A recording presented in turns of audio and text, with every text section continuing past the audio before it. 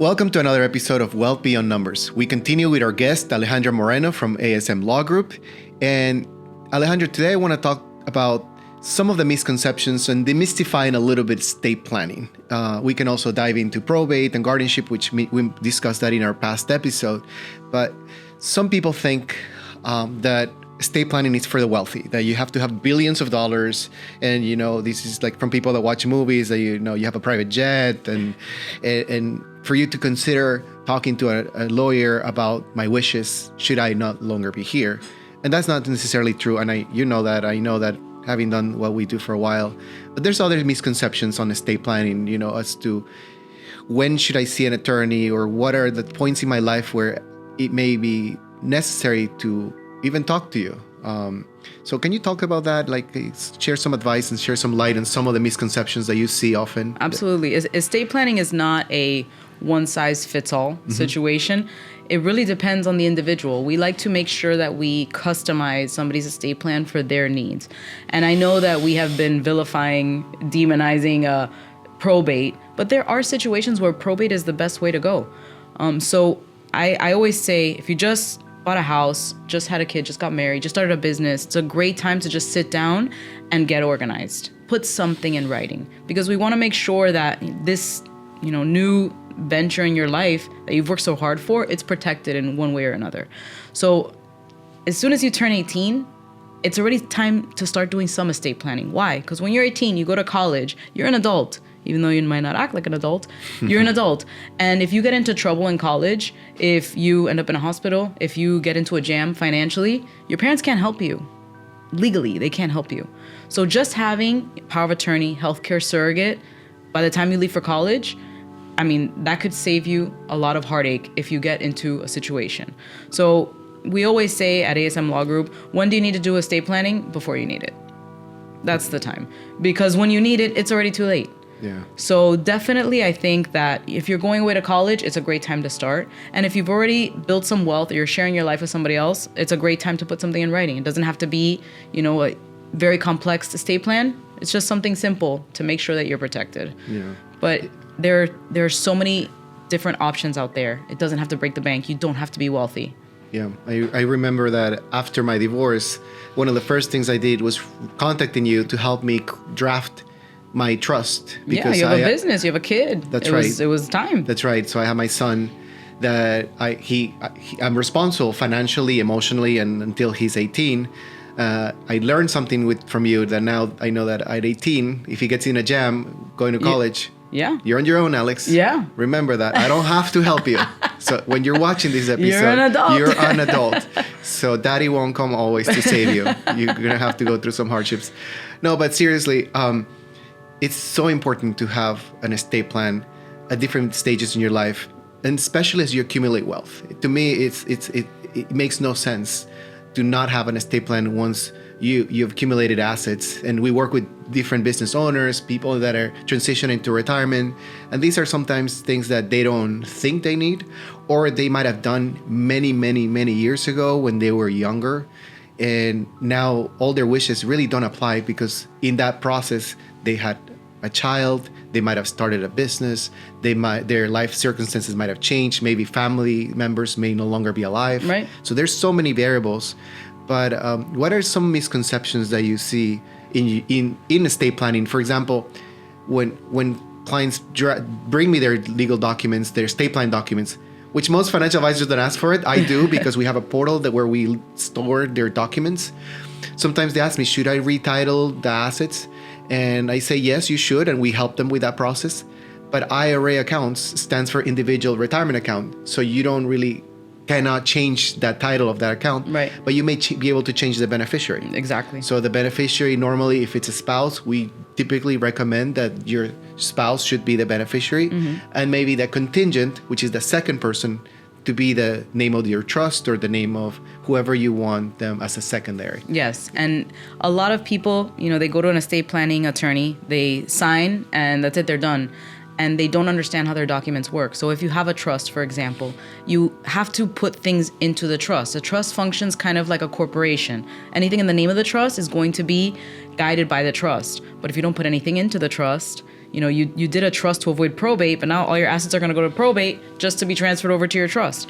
So you want to make sure that once you put your trust in writing, now you go to all of your banks, you go to your financial advisor and you say, okay, I need to put all of my accounts beneficiary to the trust. Some people want to put their accounts in the trust right off the bat. And I tell them that's fine, you can. But if you do that, you're going to get new account names, new account numbers. It's going to be a pain to change all your automatic payments to the new account. So I recommend they put beneficiary to the trust. Your home. Can you transfer your home to your trust? Yes. Will you lose your homestead? No, you will not. As long as you have a properly drafted trust, your trust has language that says you can maintain your homestead and it can be in the trust. What if your homestead has a mortgage? Well, if your estate planning attorney doesn't really know, transferring that property into the trust right now can trigger what's called an acceleration clause, meaning the person who owns the mortgage now no longer owns the property because the property's in trust. You got to pay us in full and get another mortgage under the name of the trust. But we have tools so that we can make sure that your house falls into the trust in the future, but we're not transferring it right now. We're not going to have any issues with your mortgage. Those are kind of, I think, the biggest, retirement accounts you mentioned. You don't want to put beneficiary to the trust if you're married because you want to make sure that you're getting all the, tax benefits from having it go from one spouse to the other and then secondary to the trust. People sometimes put rental properties in a trust. That's, that doesn't make me very comfortable because now you're commingling an asset that might be a little bit higher risk with your homestead and all of your accounts. So why don't we throw that into an LLC and then issue the shares of the LLC into the trust. So it's going to avoid probate, but you're not going to put, a property where you might get a lawsuit commingled with all of your personal assets. Yeah. So there are a few different ways that you can structure it so everything falls into your trust. But a lot of people just think, I sign my trust, I'm good. No, you got to do your homework. There's more steps to it. And that's why our relationship works so well, because we are part of the execution part of making sure that the documents mirror exactly their wishes, retitling their assets. And it's a simple process, but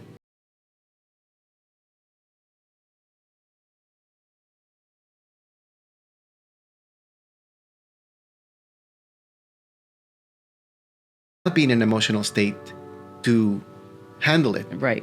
And we've had cases together that individuals who are not in an emotional state because, yes, we're talking about this, but there's the emotional component of estate planning. Of course. There's the I want to care for my kids, I want to care for my wife, I want to care for my husband, but I'm not mentally ready to take care of this because it's too much. Has that happened in your practice? Oh, all the time.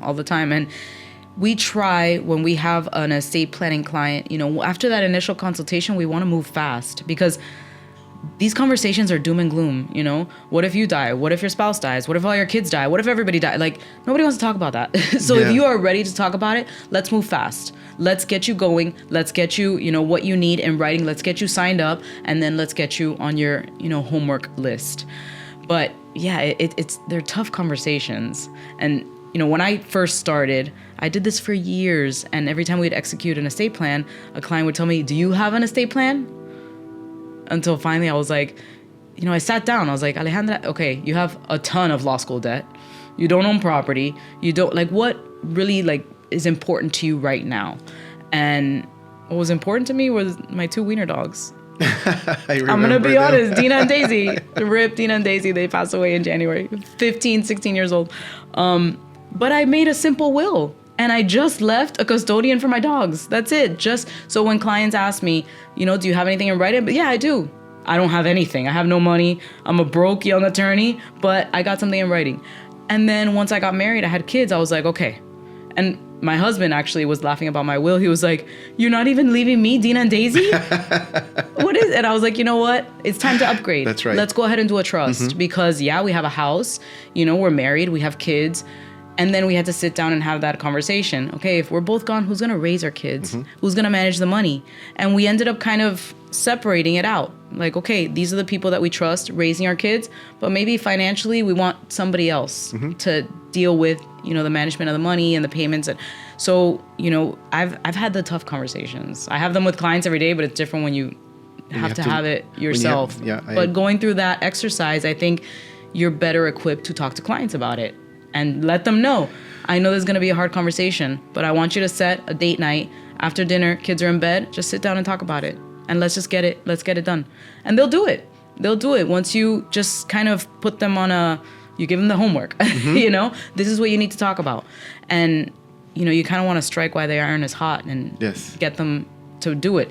After they execute their estate plan, they're leaving my office. They know what they have. I give them their memo. This is your homework now. Make sure you do it because I'm going to follow up with you. And, that way you're making sure that people are getting it done. The misconception is it's not just sign it, throw it in a drawer. You need to make sure that you're interacting with it and doing it properly. Yeah, I'm glad you mentioned that, the homework, keeping them accountable. In our practice, one of the first things I do when I meet with potential clients is I give them homework, as you know, because you're a client of us, so we give homework to clients, is doing a budget. And often, one member in the family or one person is the one that wants to hold it and take care of it. And I say, the homework is not just doing a budget. You're doing it together. You're a team. You're married. You're a financial team. That's great. So take time to do it together so that it creates awareness for both of you. Mm-hmm. Because one person may be more in tune with the financial aspect. They may do the day-to-day, but the other parent or husband or a partner may not be. And whether you're married or not, I make them do the homework together. And I say, have a glass of wine while you're at it. Yeah. And make the time. And I cannot tell you how many instances I've had from clients telling me, thank you for making us do this homework. Yeah. Because I wasn't aware of my spending patterns. Yes. I wasn't aware of our financial life. And this is just the starting point for us to help somebody. Absolutely. To help them, empower them, give them more tools, realizing where they are financially, knowing their numbers. We had a couple of podcasts prior that one of the theme of the entire podcast was knowing your numbers. Because if you don't know where your numbers are, it's hard for you to find direction of where you're heading or what's going on. And part of the estate planning process and these tough conversations is, I know you have a questionnaire that you have for clients, because I went through that process myself with you and you helped me draft my trust, was having those tough conversations and having questions that I never even thought of asking, like, who would you want my son to be? Who would you want to be responsible for my son if I'm no longer around? And what is important to me, whether it was charities or foundations. Yes. And these are things that are part of your questionnaire of people to go through, that they have to go through before they even engage and kind of go more in that. And I guess that saves you time. I think it gets us to a place where we can start talking about options. I see. We can do a million initial consultations, but if we don't have an overview of what you have and what your goals are, it's hard to talk about options. We love to talk about trust because they're a great vehicle. There are some people that a trust doesn't work for them. True. There are some people that we will recommend a very simple will because maybe their kids don't get along and they need a judge there to tell them, either you buy this house or you sell it, you split the money. They need a judge to play referee. Mm-hmm. It's just the nature of the beast. If you have kids that get along, that's amazing. But if you don't, sometimes I'll tell them, you know what? You're going to do a trust. It's going to avoid probate. There's no court. But one of your kids might sue. And then you're going to end up in probate anyway. In a situation like this, I wouldn't even recommend a trust. I'd say do a simple will and make sure that this goes in front of a judge. And that way they can kick and scream, but the judge has the ultimate say so. So it's not like you have to avoid probate or it's not just a will and a trust. There are a lot of options, and getting that questionnaire helps me get to a point where, okay, these are your options based on what you're telling me. And we started a podcast for that reason, because there were so many misconceptions, and I was realizing that I was having the same initial consultation with everybody.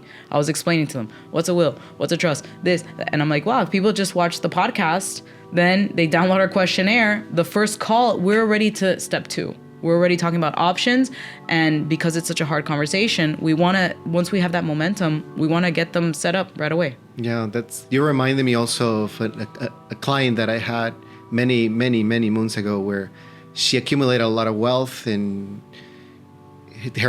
she had 2 kids. None of them live in town. And you really get to know someone when there's money in the table. Yeah. And when someone passes away. Oh, yes. And I had to deal with both of them individually, separately, because they couldn't get along. And they didn't even attend the funeral for their own mom. But they were there first in knocking, asking us for the inheritance, which was very interesting. And I'm sure you've seen that too in the past. Oh, yes. And what was interesting is that the emotions goes back to the feeling of it. They couldn't stand their brother, and they just had to deal with them separately. But it was a smooth process because they did everything right from the beginning. This client followed my advice, so when the time came that she wasn't around, everything flew through the kids. But it was very interesting. Yeah. And they just went on their way. And one of them is still our client now, almost 10 years later. Oh, wow.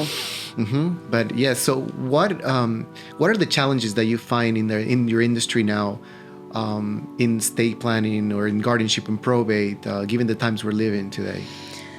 Wow, what are the challenges? I think they're, having the difficult conversations. People don't want to do that. That's a big one. If you live in South Florida, even the smaller counties up north, the courts are flooded. The courts are really overloaded. They do a great job, but they're very backlogged. So a lot of times we'll file a case and a client's just like, okay, where's our money? And I'm like, no, we have to wait. We have to wait for the clerk to accept our petition. We have to wait for the judge to review the petition. We have to wait to submit our order. We have, so there are a lot of steps in between that we don't bog the client down with. We handle it. But I think, that's tough because we like to not have the ball in our court as long as possible. If, we need to file something, we file it right away. And then as soon as we're ready for the next step, we try to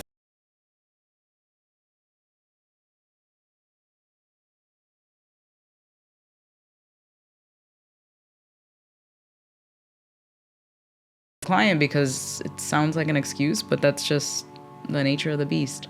There's so many people in Miami-Dade County specifically, in Broward County, that it's the courts are really busting at the seams. They're trying, but it's tough. It's tough. If you can stay out of court, I would highly recommend it. The backlog. And you do both areas. You do well. Our next episode, we're gonna dive into more of your practice and what you do. But yeah, you're right. You mentioned that the backlog that's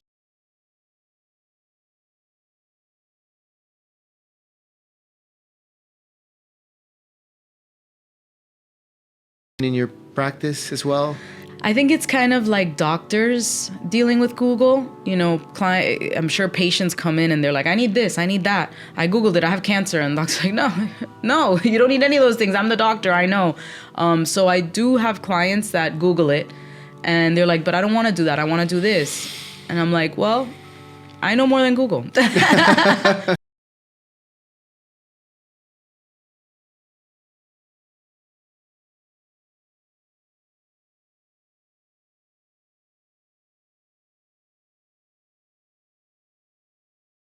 Around Miami, he'll put on Google Maps and I'm like, go this way. He's like, well, Google's saying to go that way. I'm like, I was born and raised here. I know more than Google, That's so right. I say that often. But yeah, I think that is definitely going to continue to be a challenge. I think it's a great resource. I really do. It can really share a lot of knowledge with the clients, but at the end of the day, you need that personal experience to tell you, yes, in black and white and letters, that might be correct, but in your situation, that's not gonna work. That's not gonna work. And I'm not gonna give you something that I know might fail in the future, is gonna be litigated in the future. I don't wanna do that. I wanna make sure that you're protected. That's what you're hiring me for. That's right. Yeah, I'm glad you brought that up because nowadays not all size fits all. And one of the things about your practice is that you're a boutique firm, that you personalize things to the client needs and objectives. And your life is different. Everybody's life is different. The dynamics, the relationships that you have with your kids, your parents, and whom maybe future guardians, or the person that makes the decisions financially or health, it's more complex. And yes. And it's similar to what we do in our practice. We personalize. We take the time to really get to know someone, to personalize their plan for retirement, for their wealth, for their future. And it may not be necessarily fit into what Google says. Right. So I always like to say to a client, this is your plan and it's personalized to you, not you and other people. And that's what makes our plans unique, because it's truly tailored to your needs. Right. It's not tailored to you and 100 other people. Exactly. A lot of our competitors that we work with, they just do a cookie cutter plan based on your age and a questionnaire, Right. and then call it a day. Yeah. And they never look at it, but we don't. We take the time to really get to know and build a relationship with our clients. There was another question I had for you on the guardianship space. Does the same thing happen? There's a backlog and probate as well, or is it just across?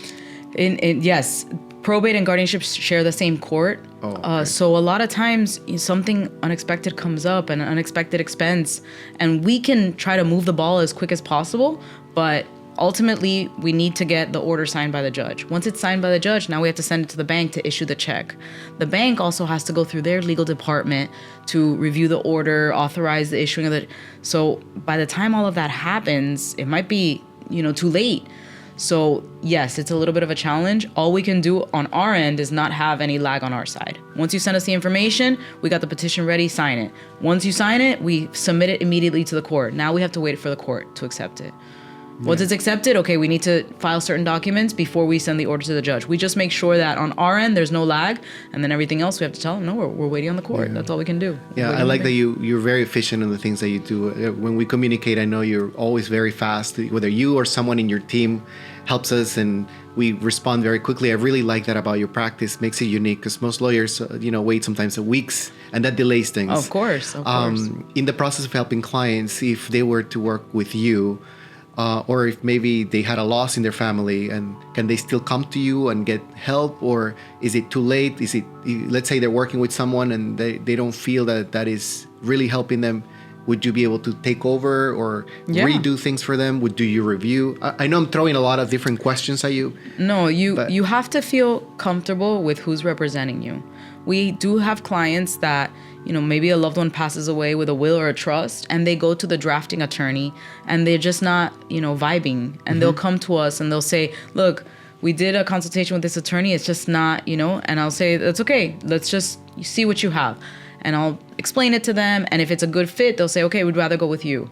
And, I'm happy to help at that point. Or it might not be a good fit, and I'll tell them, you know what? I think I have a professional who's going to be a better fit for you, and I'll refer them to somebody who might, it's a relationship. You have to, there has to be an element of trust, of comfort. You have to make sure that you jive well, and if you don't, we got to put you in the hands of the person that's going to be able to help you. Because at the end of the day, even if a client is a nightmare, if I can help them, we'll just push through it. It's like getting into a fight with your best friend. We push through it. And sometimes it's like, this is not going to work. And I need to put you in the hands of somebody that is going to be able to help you. We're here to help. Yeah. And if we can't, we got to put you in the hands of somebody that can. I agree 1,000%. In our practice, we do a lot of second opinions. Sometimes people work with other financial institutions or financial advisors, wealth managers, and they're really not feeling that they're getting the support and help and level of service that they need. So they're just looking out for other options. Right. And we like to be that second option. And we also often do second opinions. And we do that all the time to kind of uncover things that they may not be aware. Right. Do you do the same? Would you review somebody's estate plan? We do that all the time. And, to my detriment, I guess, I don't really charge a consultation fee. As long as if you set up a consultation with me and you send me your documents, I'll review them. What I don't want to do is a consultation fee where you're like, oh, I think my documents say this and that or whatever. And then we do another consultation where I'm reviewing it and then we do another one. No, if you want me to review your documents, I'm happy to do it. I'm happy to explain it to you, and I'm happy to tell you if I think they're okay or if I think they need, to be updated, changed, or whatever the case may be. But we do that. We do that quite a bit. We review a lot of estate plans. Sometimes we tell them it looks great. I know you don't like the attorney that did it, but it looks great. Don't even change it. But if these things happen, then yes, we should revisit it. But we do that all the time with probate cases as well. Every attorney is different. So an attorney might have an idea for a case and I might have another one. And then the client has to choose which one they think is going to be the best route for them. Yeah, and you've done that for a few of our clients. I know that they've done documents, so thank you for all your support. Of course. So this was great information, especially all the things you share. They're just so valuable, so I appreciate that. So the next episode, I want to know more about Alejandra Moreno and your law firm. So stay tuned. I hope that you enjoy this episode.